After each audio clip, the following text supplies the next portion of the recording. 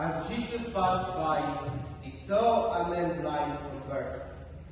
His disciple asked him, "Rabbi, who sinned, his man or his parent? Rabbi, who sinned, his man or his parent, that he has born blind?" Jesus answered, "Neither he nor his parents sinned. It is so that the works of God may be visible through him. We have to do the works of the one who sent me while it is day. Night is coming when no one can work. While I am in the world, I am the light of the world." When he had said this, he spat on the ground and made clay with the saliva and smeared the clay on his eyes. And he said to him, "Go wash yourself into the pool of Siloam," which means sent. So he went and washed and came back able to see. His neighbors and those who had seen him earlier as a beggar said, Isn't this the one who used to sit and beg?" Some say, "It is." But others say, "No, he just looks like him." He said, "I am." So they said to him, "How were your eyes opened?" He replied, "The man called Jesus made clay and anointed my eyes and told me, 'Go to Siloam and wash.' So I went there and washed and was able to see." And they said to him, "Where is he?" He said, "I don't know." They brought the one who was once like the Pharisee. Now Jesus has made plain and opened his eyes on the Sabbath. So the Pharisees also asked him, "I was able to see." He said to them, "He put clay on my eyes, and I washed, and now I can see." So some of the Pharisees said, "This man is not from God, because he does not keep the Sabbath." But others said, "How can a sinful man do such signs?" And there was a division among them. So they said to the blind man again, "What do you have to say about him, since he opened your eyes?" He said, "He is a prophet."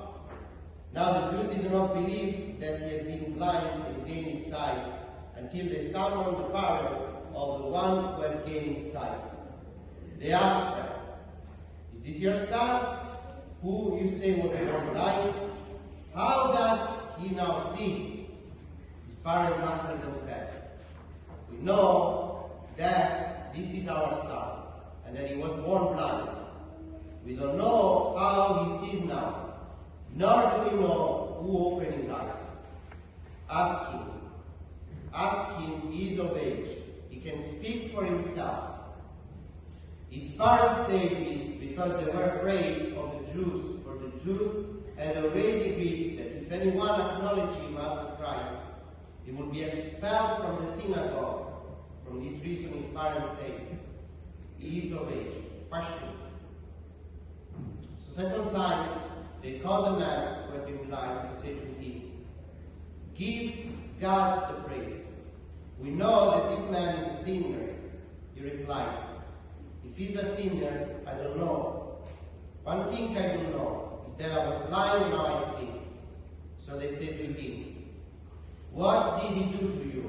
How did he open your eyes?" He answered them, "I told you already, and you do not listen. Why do you want to hear it again? Do you want to become his disciples too?" They ridiculed him and said, You are the man's disciples. We are disciples of Moses. We know that God spoke to Moses, but we don't know where this one is from." The man answered and said to them, "This is what is so amazing, that you don't know where is he from, yet he opened my eyes. We know that God does not listen to sinners, but if one is devout and does his will, he listens to him. It is unheard of that anyone ever opened the eyes of a person born blind. If this man were not from God, he would not be able to do anything." They answered and said to him, "You are born totally in sin, and you are trying to teach us?" Then they threw him out. When Jesus heard that he was throwing him out, he found him and said, "Do you believe in the Son of Man?" He answered and said, "Who is he, sir, that I may believe in him?" Jesus said to him, "You have seen him, and the one who is speaking with you is he." He said, "I do believe, Lord," and he worshipped him. Then Jesus said, "I came into this world for judgment, so that those who do not see might see, and those who do see might become blind." Some of the Pharisees who were with him heard this and said to him, "Surely we are not also blind, are we?" Jesus said to them, "If you were blind, you would have not seen. But now you are saying, 'We see,' so your sin remains." The Gospel of the Lord. Praise to you, Lord Jesus Christ.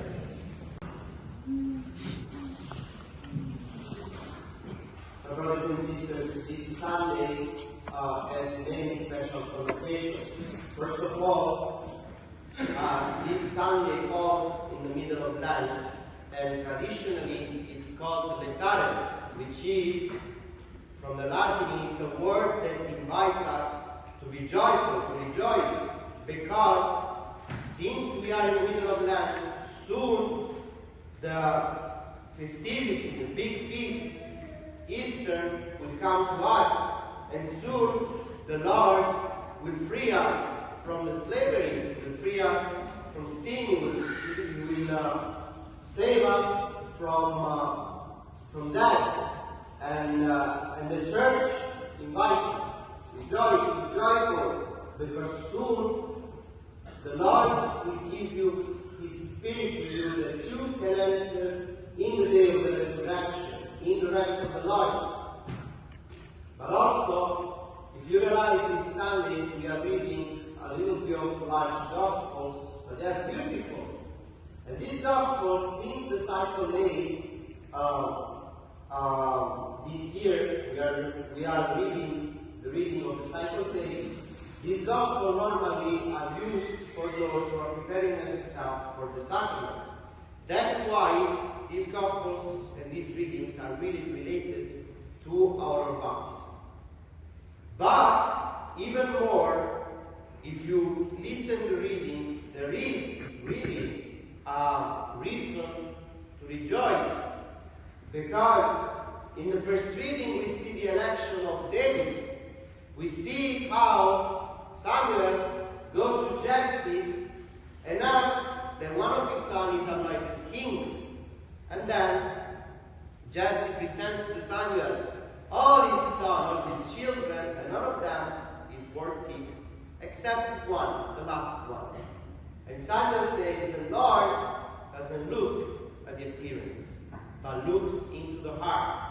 He looks into the heart of man. And this is, brother, is already good news, because Jesus Christ looks into your heart.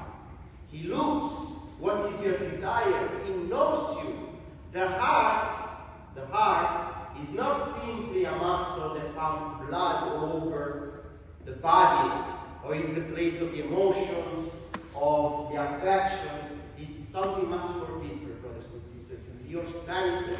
It is where you take your decision, where you take action, and nobody can enter there. You cannot enter your wife, your children, nobody except two persons. One is you, and the other is Jesus Christ, because it's a place shaped for the Lord.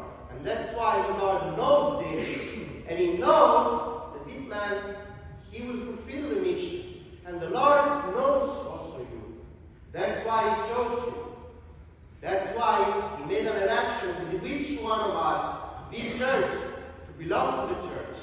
And then, if you see the Gospel, Jesus Christ already knows this blind man. And the disciples see things externally. Is this man blind because his parents or him sinned? And the Lord has completely another vision. Completely. No, he didn't sin. Not even his parents. But that the glory of God may appear. The Lord shows this man in his poverty, in his blindness, that the glory of God may appear, and he sent. And it's interesting, it's beautiful. If you read this gospel, you see that this dialogue, it's really intense, but you see what the Lord is doing. First of all, Jesus Christ, he touched the humanity of this man. Imagine he's blind, he cannot see anything. And suddenly, somebody goes close to him and he does this sound. And then, he forms a clay and he puts it in his eyes.